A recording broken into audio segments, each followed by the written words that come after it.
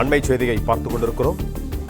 தமிழகம் முழுவதும் பாட்டிலுக்கு 10 ரூபாய் கூடுதலாக வாங்கும் டாஸ்மாக் மதுக்கடைகள் கணக்கெடுக்கப்படுவதாக தகவல் வெளியாகியிருக்கிறது. இது தொடர்பான கூடுதல் விவரங்களோடு இணைகிறார் எமது செய்தியாளர் கதிரவன். வணக்கம் கதிரவன், உங்களிடம் இருக்கும் தகவல்களை சொல்லுங்க. டாஸ்மாக் அதாவது நிர்ணயிக்கப்பட்ட விலையை விட 10 ரூபாய் கூடுதலாக வசூலிக்கப்படுகிறதா என்ற கண்காணிக்க நுண்ணறிவு பிரிவு போலீசாருக்கு உத்தரவானது தெரிவிக்கப்பட்டது.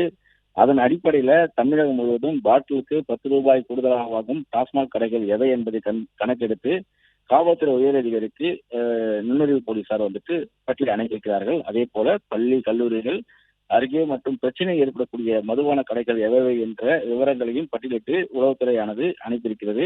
டாஸ்மாக் திறப்பு மற்றும் மூடல் நேரம் மற்றும் இதர விதிமுறைகளில் ஈடுபடும் விவரங்களையும் கணக்கெடுத்து அனுப்பப்பட்டிருப்பதாகவும் தகவல் கிடைக்கப்பட்டிருக்கிறது.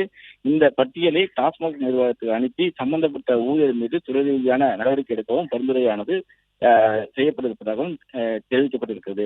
குறிப்பாக முந்தைய காலங்களில் டாஸ்மாக் கடைகளை அரசு நிர்ணயிக்கப்பட்ட விலையை விட கூடுதலாக 10 ரூபாய்க்கு விற்பனை செய்யப்படுவதாக குற்றச்சாட்டுகள் இருந்தது. பிளே ஸ்டோர் மற்றும் ஆப் ஸ்டோரில் இருந்து பாலிமர் செயலியை QR கோடு மூலம் பதிவிறக்கம் செய்யுங்கள். செய்திகளை உடனுக்குடன் பெறுங்கள்.